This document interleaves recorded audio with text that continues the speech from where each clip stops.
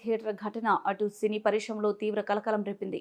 ముఖ్యంగా అల్లు అర్జున్, సుకుమార్ కాంబినేషన్లో వచ్చిన పుష్ప 2 సినిమాకు సంబంధించి డిసెంబర్ 4వ తేదీన బెనిఫిట్ షో వేశారు. హైదరాబాద్ ఆర్టీసీ క్రాస్ రోడ్లో ఉన్న సంధ్య థియేటర్కి అల్లు అర్జున్ ఫ్యామిలీతో సహా రావడంతో అక్కడ తొక్కిసలాటలో జరిగింది. ఈ తొక్కిసలాటలో రేవతి మరణించగా ఆమె కొడుకు శ్రీతేజ ప్రస్తుతం హాస్పిటల్లో చికిత్స తీసుకుంటున్నారు.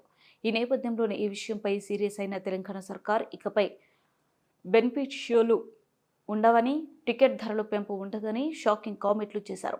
దీంతో సినీ సెలబ్రిటీలు, దర్శకులు, నిర్మాతలు సైతం ఆశ్చర్యానికి వ్యక్తం చేశారు.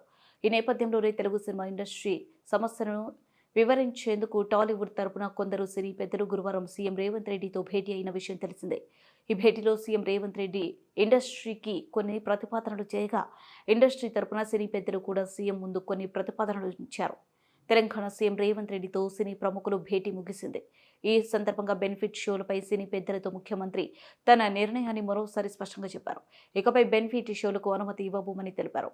అసెంబ్లీలో చెప్పిన మాటకు కట్టుబడి ఉన్నామన్నారు.